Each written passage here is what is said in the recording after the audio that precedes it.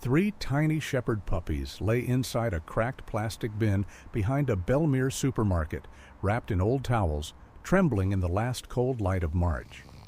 Their cries were so faint the wind nearly carried them away, and no one in town knew who had left them there or why. Then a 30-year-old FBI agent, walking with her faithful German shepherd, felt her dog stop, listen, and lead her straight to the forgotten box. What she found would uncover a broken man, a buried crime, and a mercy that arrived just before hope was gone. If you believe God still watches over the abandoned and sends help through unexpected hands, leave amen. By late afternoon in the last week of March, Belmere looked almost too bright for winter to still be holding on. The little northern Pennsylvania town sat under a pale blue sky streaked with thin silver clouds, and the light spread across the streets with that strange, honest beauty only cold places seem to know. Snow still clung to the shadows behind fences and store walls, but along the roads the thaw had begun, turning the edges of town into soft mud, wet gravel, and shining little streams that ran beside the curb. Mara Ellison drove through it in a dark government-issued SUV that she had promised herself she would not think about as a work vehicle for at least 4 days. At 30, Mara had the kind of face people trusted before they understood why. Clear gray eyes, steady and observant, framed by chestnut hair she usually wore, tied back low at the nape. She was tall for a woman, lean without looking fragile, with the straight-backed posture of someone who had taught her body to stay calm before her heart agreed. Her skin had the fair winter tone of a northern childhood, and there was a quiet reserve about her that had deepened after years with the FBI, where every room seemed to ask a person what they feared and what they would hide. Even on leave, she carried that alertness the way some people carry a wedding ring. So long it stopped feeling separate from the hand.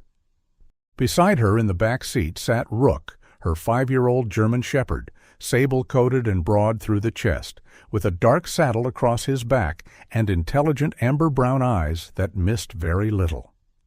He was not one of those restless dogs who needed to prove his power every few minutes. Rook had the heavy stillness of discipline, the controlled patience of a creature trained to wait, watch, and decide. His ears were half raised as they passed the far edge of town near the grocery store, where a side lane ran behind the loading dock and curved past Belmere's small recycling lot. The place was ordinary in the way sad things often are: broken chairs stacked beside cracked bins, flattened cardboard darkened by old damp, a child's plastic sled with one runner snapped, bags of clothes, scraps of wood, and the overlooked remains of useful lives. Mara had been thinking about soup, dog food, and whether she might sleep an entire night without waking to phantom phone vibrations when Rook lifted his head sharply. Not a bark, not a whine. Just that quick tightening through his shoulders she knew too well. The air in the car changed. She braked almost without deciding to. "What is it?" she asked, though she already knew he would not answer in any human way. Rook was on his feet before the engine fully settled, staring toward the broken bins with a focus so precise it sent a little needle of cold down her spine. Mara stepped out into the brittle air and smelled thawing snow, wet cardboard, diesel from the loading dock, and then something else. Faint, buried, almost gone. Rook moved ahead of her in a straight line, not pulling wildly, only guiding. He led her to a cracked plastic tote, tipped against a heap of discarded wood and torn fabric. At first she saw only old towels. Then one of the towels moved. The sound that came next was hardly a sound at all, more a tremor of life than a cry. Mara crouched at once. Inside the broken container were 3 puppies, only a few weeks old, bundled together so tightly they looked like one frightened, shivering heart, trying to beat in 3 small bodies. They were shepherd mixes by the shape of the ears and the soft black and tan markings beginning to show through baby fur. One was slightly larger, its oversized paws pressed over the others as if bravery could be arranged by position. One had a narrow face and a white thread of fur beneath its chin, delicate as milk foam. The third was the smallest, nearly buried under the rest, too still for Mara's liking, its little sides rising in shallow, stubborn breaths. She slipped off her gloves and touched the towel. Cold, not winter night cold, but cold enough to steal strength from creatures this young.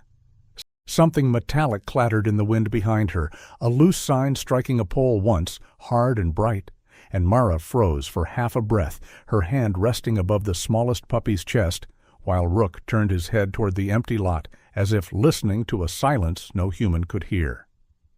Then everything moved quickly.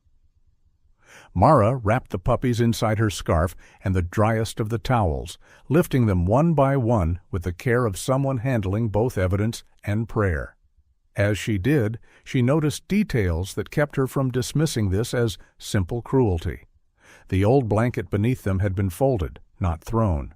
A baby bottle for puppy formula lay on its side, nearly empty. A torn canvas tote had been tucked against the bin wall to block the wind.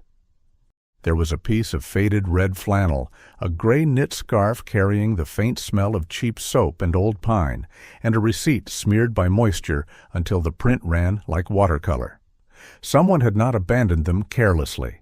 Someone had left them here in desperation and arranged the little shelter as best they could, which in some ways broke Mara's heart more. There was sorrow in neatness. There was love in the attempt. She set the puppies carefully on the back seat atop her coat and reached for her phone to call the local rescue line, but one look at the smallest one changed her mind. Rescue intake, paperwork, driving time, fluorescent waiting rooms? Those things took hours. Fragile creatures did not always have. "You're coming home with me first," she murmured. Her voice was low, calm, the same tone she used in interviews with frightened witnesses and once, years ago, with a little boy found hiding beneath a church basement staircase. Rook did not follow her back to the car immediately. He stayed by the broken bin, nose working methodically over the flannel, the scarf, the torn tote.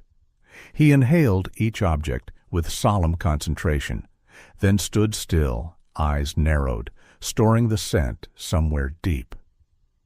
Mara watched him from the open car door and felt that old investigative instinct begin to stir. Not yet a theory, not even a question with shape, just the sense that this pile of discarded things might not be finished speaking.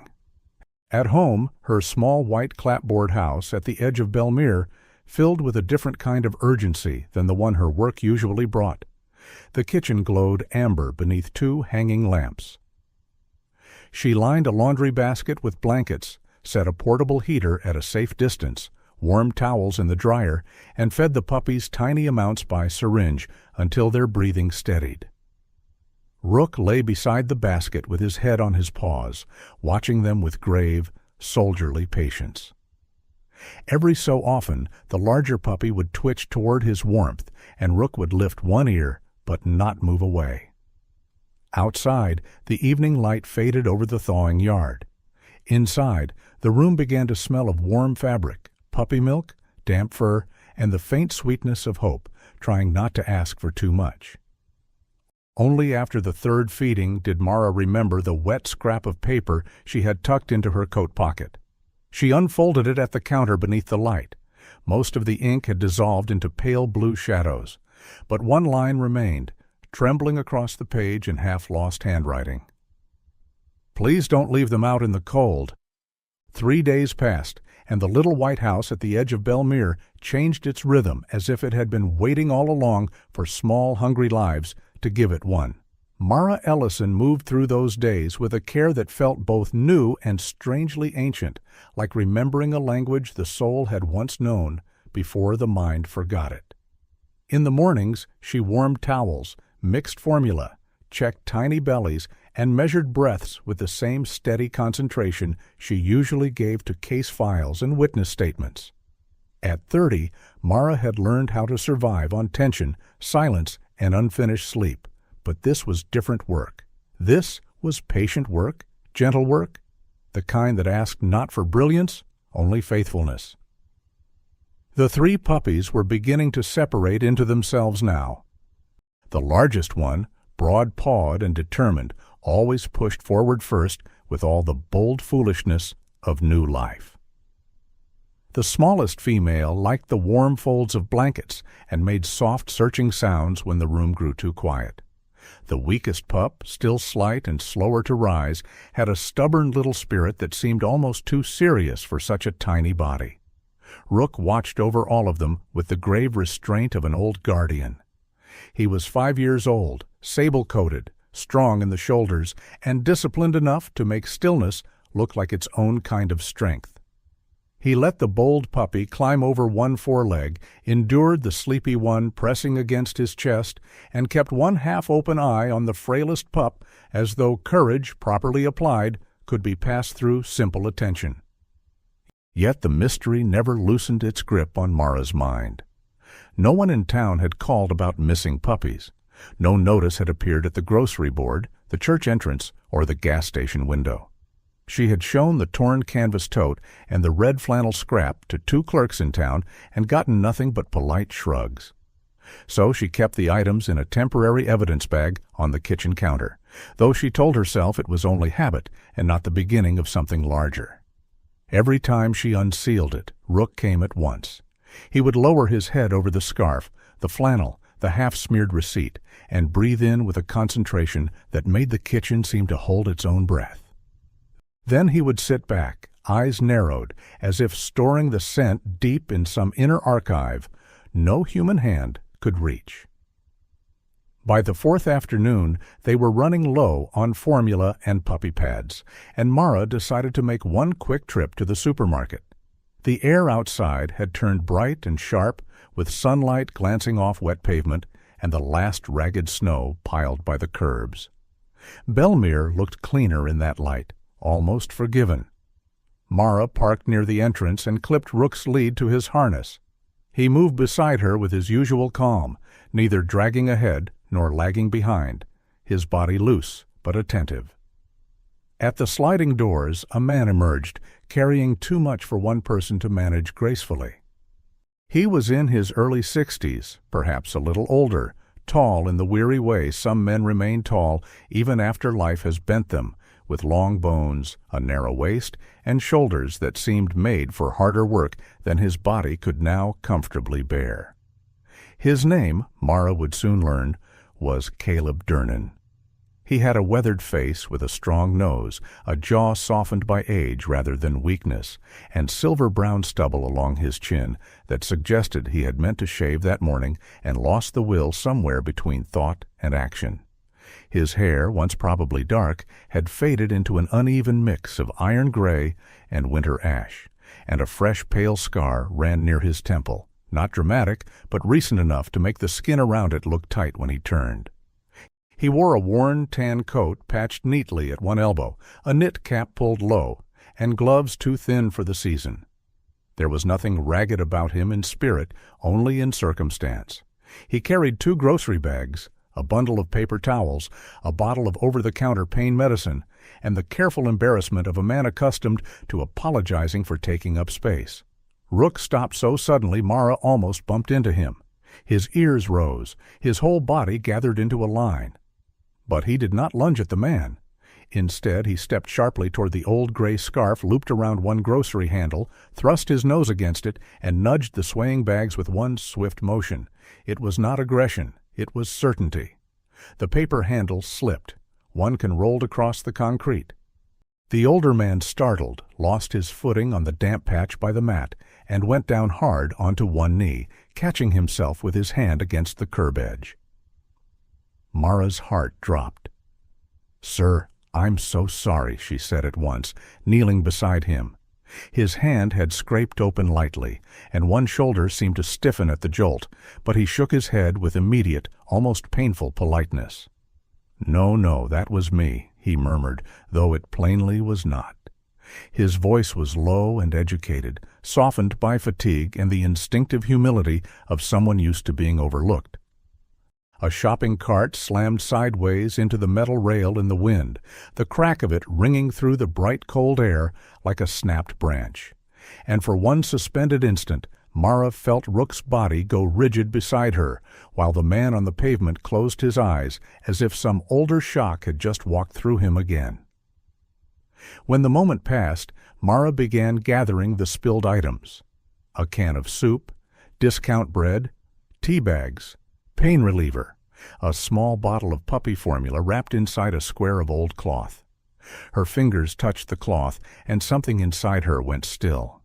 The scent rising from it was faint, but there, cheap soap, old pine, dry dust, and the same thread of tired fabric she had smelled on the items from the recycling lot. She looked up slowly. The man seemed to understand none of this. He only looked ashamed that a stranger was helping him. "I'm Caleb," he said after a moment, his mouth trying for dignity before warmth. "Caleb Durnan. I promise I'm usually better at carrying groceries." There was a sad humor in it, the kind that had been forced to live on rationed light. Mara introduced herself and did not mention the bag of evidence in her mind, or the way Rook now stood close enough to touch the man's coat without hostility, inhaling once more at the scarf, the sleeve, the grocery bag. Rook was not confused. Of that much she was suddenly sure. "Let me drive you home," Mara said. "Please. My fault or not, I'd feel better." Caleb resisted just long enough to be polite, then accepted because his left hand had begun to tremble, and the paper bundle under his arm was slipping again. During the short drive across town, he sat in the passenger seat with the groceries at his feet, and kept thanking her in small, embarrassed ways that made Mara ache a little for him. Up close, she could see the fine lines around his eyes, the hollows grief and worry had carved under his cheekbones, the careful way he moved his left arm as though it had not quite forgiven whatever had happened to it. Rook rode in the back seat, silent, his gaze fixed on Caleb's scarf and hands. No growl, no suspicion, only that intense, almost reverent attention he gave to things he knew mattered. They pulled up at a narrow old house on a sloping street above the river, the kind of place that looked tired but proud. Mara climbed out to help with the bags, and as she bent to retrieve a receipt that had fluttered free near the passenger side tire, she turned it over without meaning to. On the back, in pencil, were 2 hurried words written in a hand that seemed ashamed of needing to write them at all: "Milk for pups." Caleb Durnan's house stood at the bottom of a narrow street that leaned toward the river, as if the whole neighborhood had once been built by men who trusted gravity and prayer in equal measure. It was a small wooden place with faded blue trim, a porch that dipped slightly at the left corner, and steps scrubbed clean, even though the paint had long ago given up, pretending it would last another winter. Mara followed Caleb inside with the grocery bags in her arms, meaning only to set them on the counter, offer one last apology, and leave him to his evening. But the house did what some sad houses do when they have been lived in honestly for a long time. It told the truth too quickly. The air carried old tea, pine cleaner, liniment for sore joints, and the deep quiet of a life that had shrunk without quite losing its manners. Caleb, up close in the kitchen light, looked even more weathered than he had in the supermarket lot. He was 63, tall and long-boned, with a narrow face cut by time rather than vanity, silver-brown stubble along his jaw, and eyes the faded blue of old denim left too long in sunlight. His left shoulder moved with guarded care, and the fresh scar near his temple made his expression seem tighter on one side, as though pain had become part of his grammar. Yet there was gentleness in him, too, an almost painful courtesy born from years of making room for others. Men like Caleb were common in towns like Belmere, the kind who held doors, fixed fences, apologized when someone stepped on their foot, and after enough losses began to apologize for the simple fact of still needing anything at all. Mara set the bags down and saw, near the kitchen table, a stainless steel water bowl pushed against the wall. Beside the stove lay a folded wool blanket, worn smooth with use. 2 puppy bottles, cleaned and drying upside down on a towel, sat near the sink. None of it shouted. It only stood there quietly, like evidence waiting to be noticed. Then her gaze rose to the refrigerator door. Under a magnet shaped like a fishing lure was a photograph of a sable German shepherd stretched in summer grass. Her coat rich brown and black under sunlight, her ears proud, her face noble and intelligent. Beside her sat a woman with silver hair gathered loosely at the nape, smiling in that calm, unshowy way of people who are happiest when they are not being observed. She had a fine-boned face, warm skin softened by age, and kind eyes that must once have laughed easily. "Mabel, last summer," the handwritten note beneath the photo read. Mara looked back at the dog in the picture. Even in stillness, Mabel seemed alert, loyal, and deeply loved. "She was yours?" Mara asked softly. Caleb did not answer at once. He took off his cap, set it carefully on the table, and for a long moment stood with both hands braced against the chair back as though steadying himself against something much heavier than memory. When he spoke, his voice came low and worn. Mabel had belonged first to his wife Ruth, and then, after Ruth passed away 3 winters earlier from a quiet illness that took her more gently than anyone had feared, and more quickly than anyone had expected, she became the last steady soul in the house.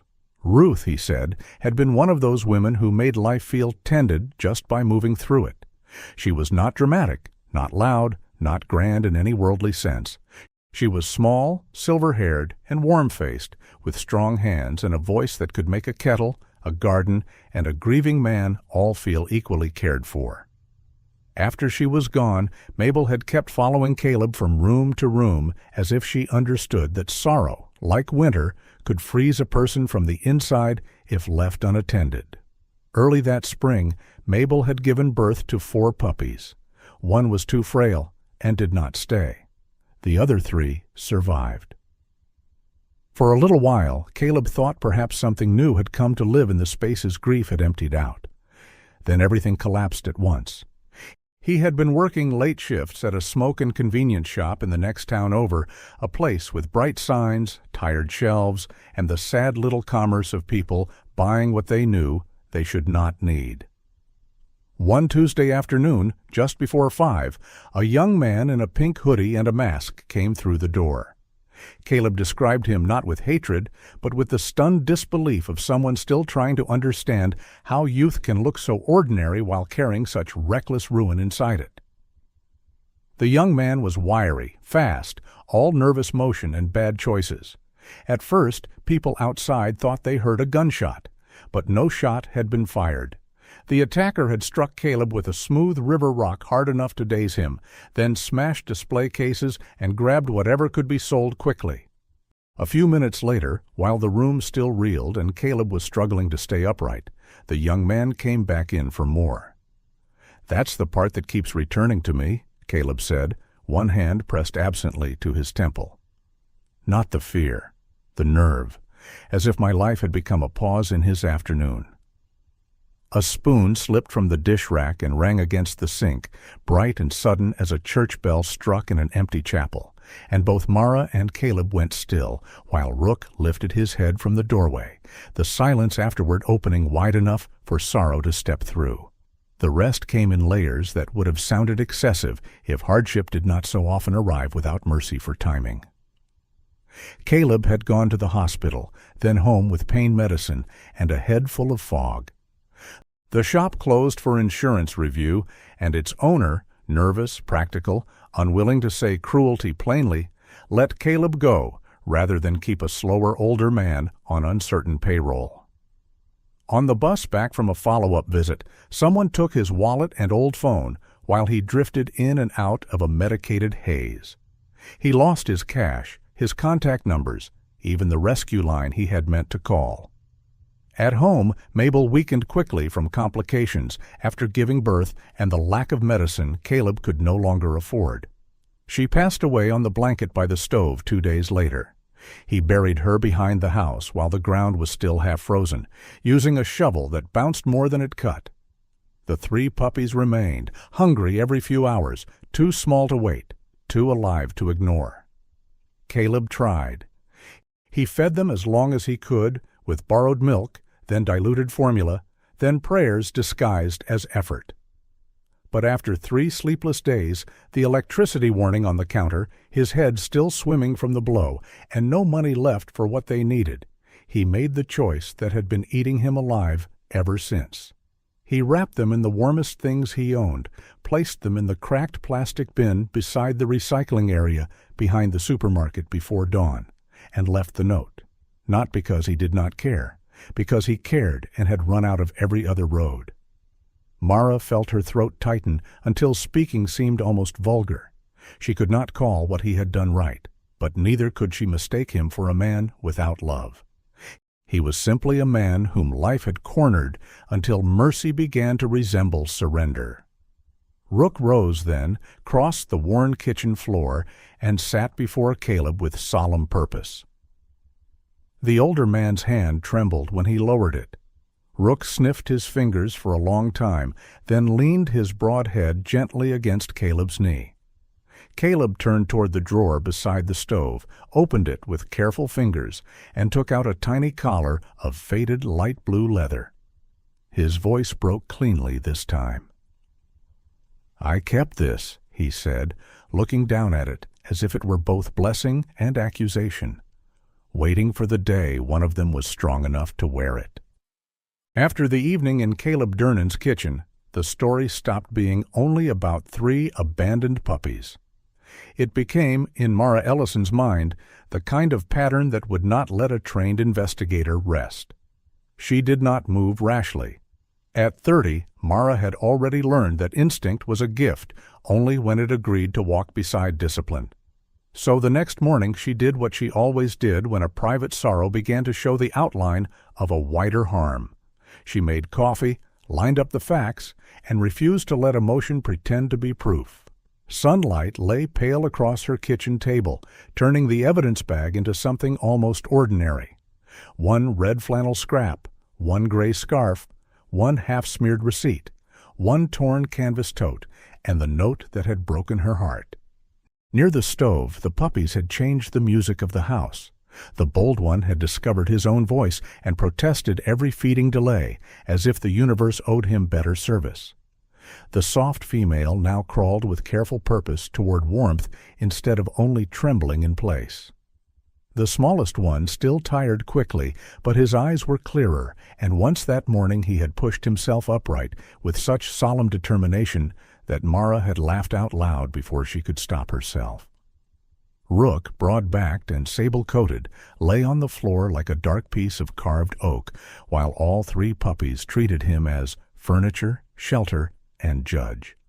He accepted it with old soldier patience. Every so often he raised his head and glanced toward the evidence bag, reminding Mara that some mysteries do not improve by being ignored. She was still officially on leave, which meant she could not step into the robbery surrounding Caleb as if it were hers to command. That mattered to her. Rules, when used honestly, kept damaged people from being turned into personal projects. So she called Daniel Harlan first. Daniel was a former academy classmate now assigned to a regional task force tracking organized retail theft across county lines. He was 38, broad-shouldered, sandy-haired, and unromantic in the best possible way, the kind of man whose face always looked half-finished until he started reading evidence. His nose had been broken years ago in a training accident and healed slightly crooked, giving his otherwise calm features a permanent edge of skepticism. He listened while Mara laid out the facts. The attack on Caleb, the pink hoodie, the river rock, the return to the store a second time, the missing inventory trail, and the collapse that followed in one older man's life. Daniel did not interrupt. When she finished, he exhaled slowly and said, "That second pass bothers me. Kids panic. Networks recover value." It was not a grand statement, but it landed with weight. After that, she phoned Belmere's local department and then the neighboring township records desk to request copies of the old incident report and inventory sheet. The clerk who finally emailed them over was a woman named Lenora Pike, a spare, efficient record supervisor in her 50s with silver blonde hair cut straight at the jaw and the clipped kindness of someone who had spent decades rescuing Truth from bad filing habits. Mara liked her immediately.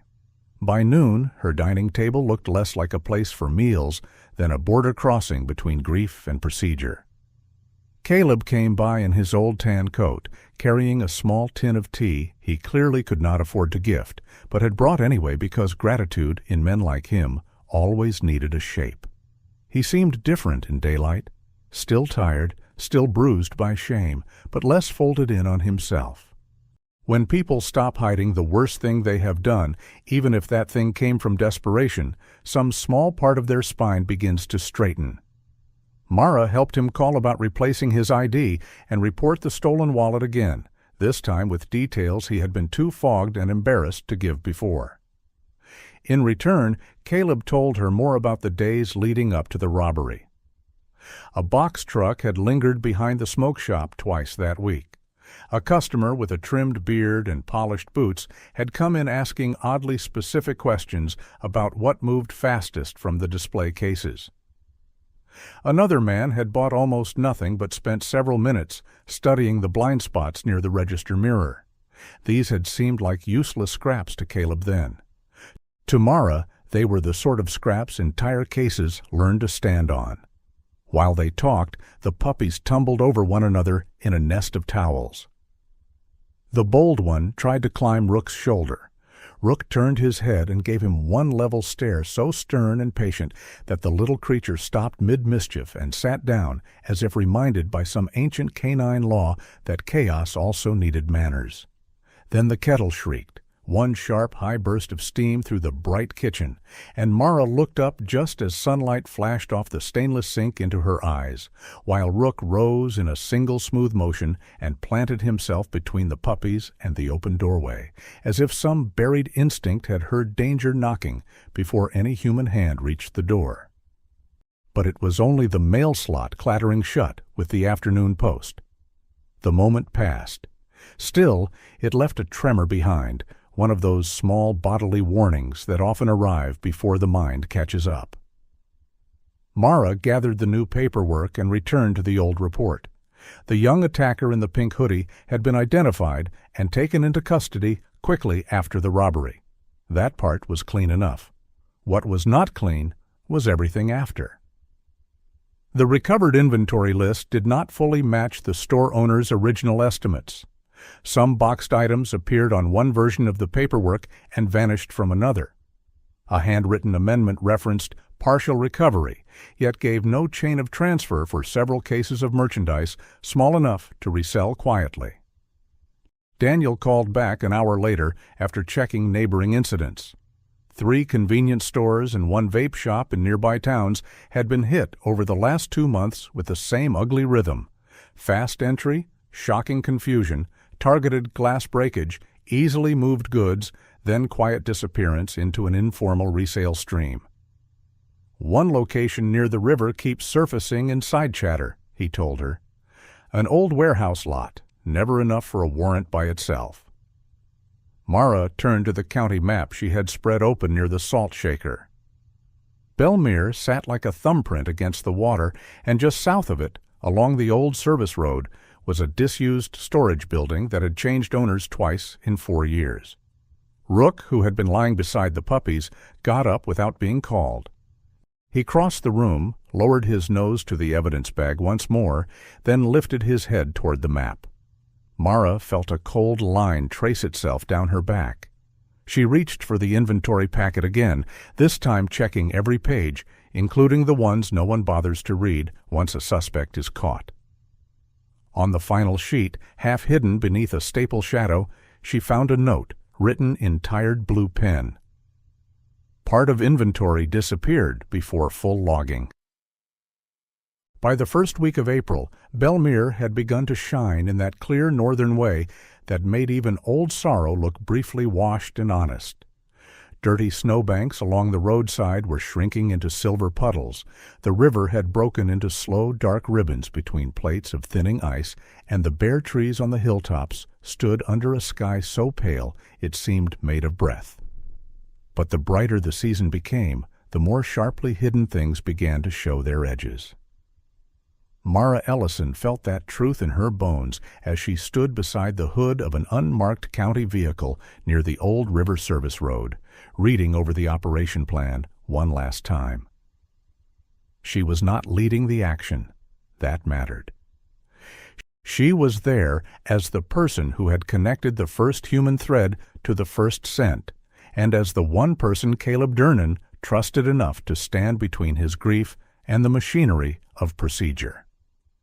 Beside her sat Rook, steady as carved wood, his sable coat glowing bronze black in the cold light, his ears angled forward, his whole body held in that disciplined stillness that always made Mara think of prayer before battle. The Puppies had been left for the afternoon with Lenora Pike, who had surprised Mara by proving not only efficient, but tender, the kind of woman who could handle county records, a bottle-fed puppy, and a grown man's panic without changing her expression more than half an inch. Daniel Harlan was there too, broad through the shoulders, in a dark field jacket, his sandy hair flattened by river wind, his broken nose giving his calm face its usual skeptical slant. He had brought with him Sergeant Elise Navarro from the Inter-County Task Force, a compact woman in her early 40s with olive skin, deep-set brown eyes, and a blunt black braid pulled tight between her shoulder blades. Elise was not physically imposing in the obvious way, but she carried herself with that clipped, quiet authority of someone who had spent years in rooms full of fragile egos and dangerous mistakes, and learned how to walk through both without wasting a word. She had read the file, reviewed the recovered inventory discrepancies, traced the pattern of stolen goods moving through informal resale channels, and now stood studying the river warehouse through binoculars as if patience itself were a weapon. The building sat beyond a sagging fence near the water line, a long, low structure of rusted siding and patched loading doors that had once stored feed and farm equipment before commerce moved elsewhere and left it behind. Now it wore neglect like a disguise.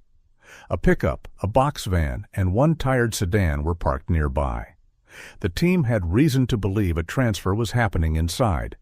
Goods stripped from several small robberies, sorted and moved before paperwork could catch up. Mara did not need the larger theory explained again.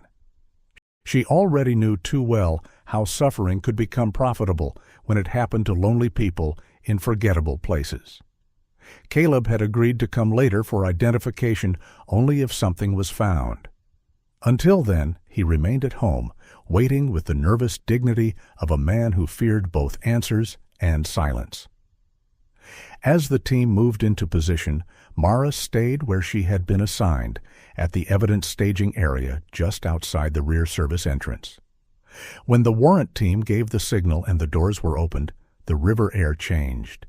Damp wood, old cardboard, dust, oil, cold metal, and beneath it the thick, stale odor of goods handled too many times by hands that did not earn them. Rook's head lifted. At Mara's quiet command, he moved inside on lead, not pulling, only working. Rows of mismatched cartons lined the walls. Plastic bins held vape cartridges, cheap lighters, candy, over-the-counter pain pills, disposable electronics, and convenience store stock too ordinary to look important until one counted how many small lives had been shaken to gather it there. Then Rook slowed at a back corner stacked with flattened boxes and loose merchandise. He stopped so suddenly, Mara felt the change run up the leash into her wrist. Daniel crouched beside the pile while officers pulled items free and read labels into the evidence log. The more they uncovered, the clearer the shape became. There were inventory tags from Caleb's old store, a bent display tray, a dented metal tin with the faded outline of a label once peeled off. Not dramatic objects. But grief rarely lives in dramatic objects. It lives in the ordinary things that knew the rhythm of a home or a shift or a person's daily hands.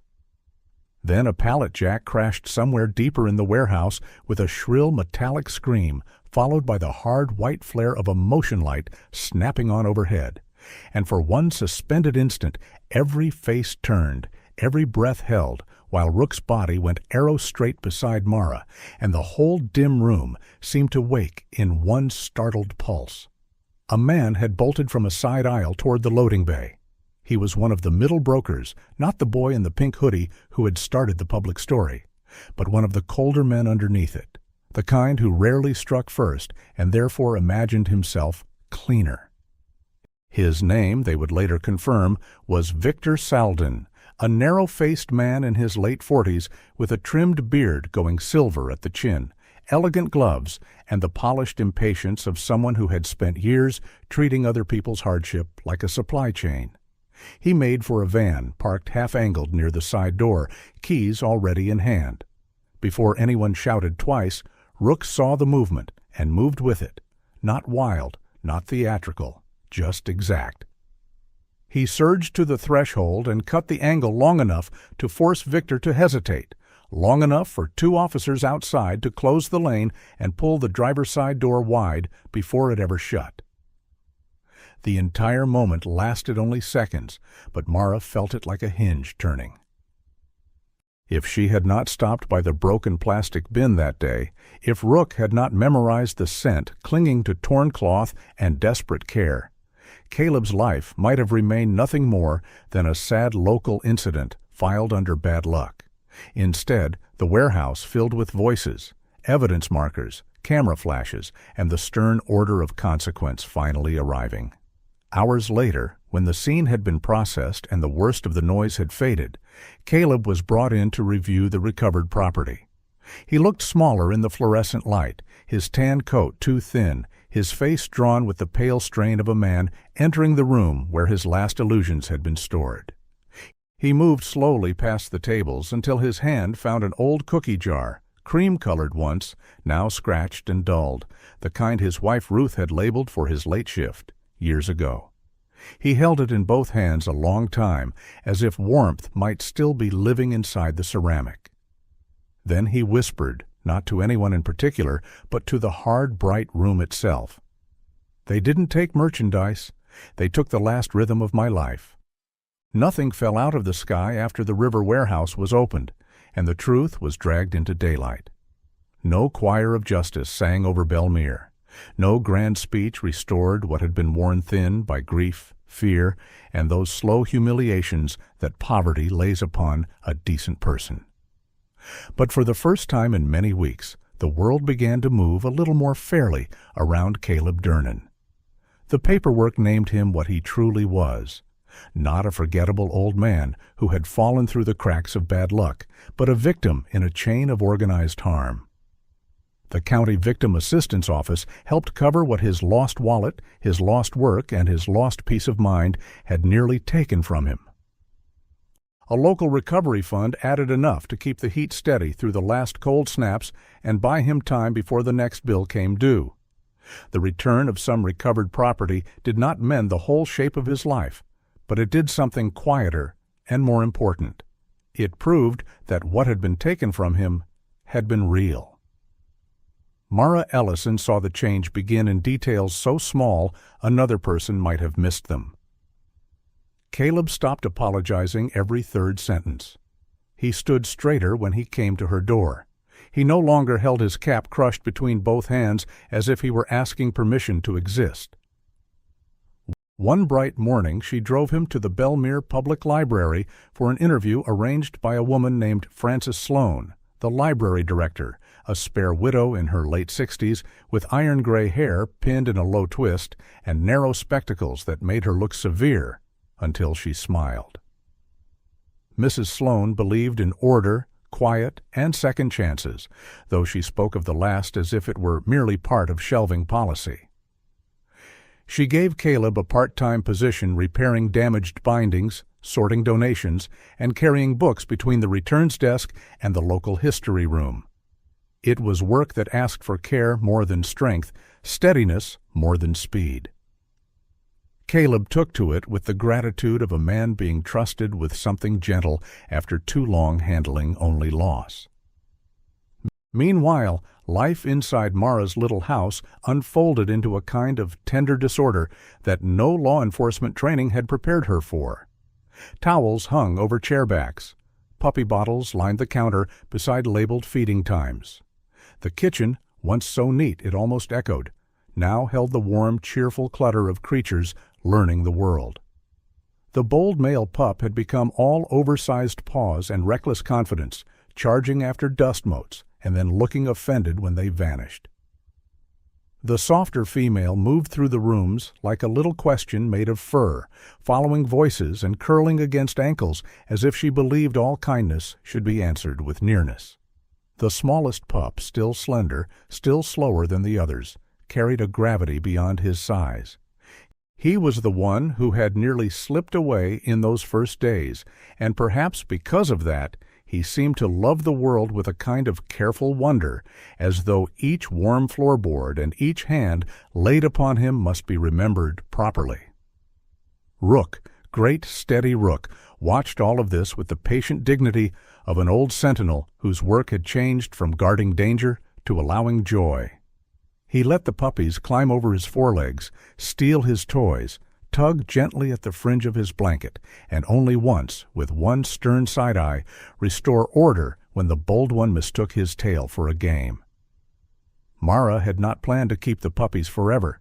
Love, she had learned in her work and outside it, was not always proven by holding on. Sometimes it was proven by placing something safely where it could continue. So homes were found with care. One pup went to Harold and June Keating, the older couple at the end of Maple Street. Harold, a retired plumber with a barrel chest, thick white eyebrows, and hands large enough to cradle a puppy like a teacup, had long ago lost the rough edges of his younger temper after caring for a wife whose heart had required too much gentleness for anger to survive in the house. June was round-faced, quick to laugh, and soft in the way only truly sturdy women can be. The bold pup took to them at once, barking at Harold's shoelaces and falling asleep in June's apron. The quieter female went to Evelyn Marsh, a widowed elementary school teacher with warm brown skin, silver-threaded curls pinned back with a pencil, and the calm, steady voice of a woman who had spent 25 years teaching children how to sound out difficult words and difficult feelings alike. Evelyn's little cottage already smelled of tea, old books, and lavender soap. The puppy chose the rug near her chair within 10 minutes and never once looked uncertain. One late afternoon, a wind gust struck the porch screen so sharply it rattled like sudden rain, and at that exact instant, the smallest puppy, half asleep near Caleb's boots, startled awake, lifted his tiny head, and instead of running toward Mara or Rook, he toddled straight across the floor and pressed his whole small body against Caleb's worn leather shoe, then went still as if some hidden compass inside him had at last stopped spinning.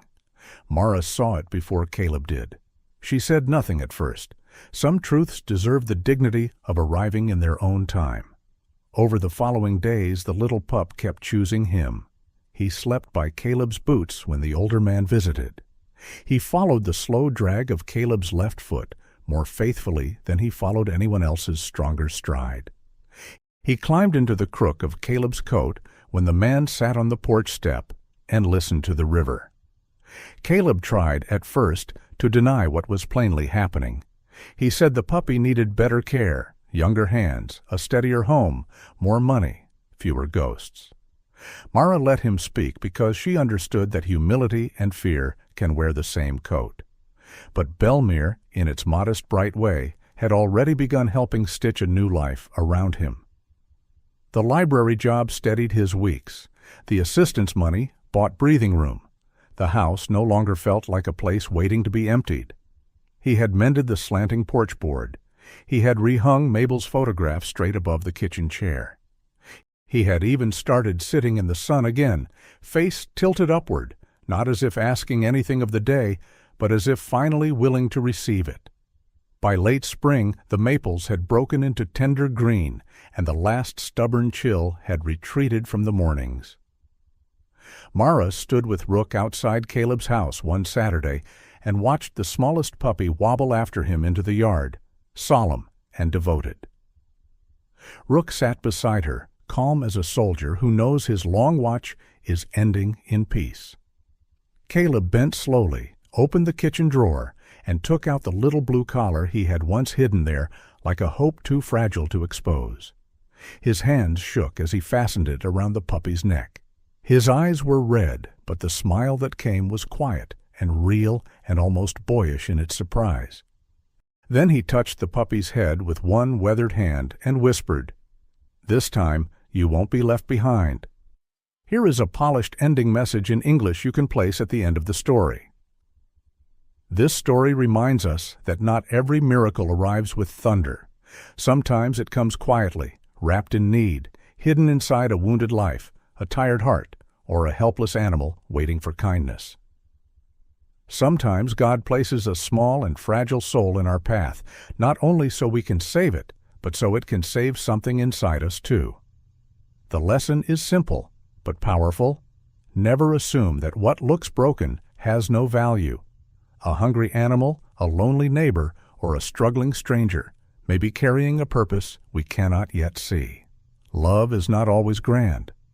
Often it begins with one small act of mercy, one gentle choice, one moment when we decide not to look away. This story also teaches us that animals are not lesser lives. They feel fear, loyalty, grief, trust, and love in ways that often humble the human heart. When we care for them, protect them, and honor their lives, we reflect the goodness that God planted in us. A kind hand offered to an animal is never wasted. It becomes part of the light we leave in this world. In everyday life, many of us meet quiet moments like this. A person who needs encouragement, an animal that needs shelter, a burden that feels inconvenient at first, but may become the very reason our hearts grow softer, stronger, and more alive. We may call it chance, but sometimes it feels more like grace.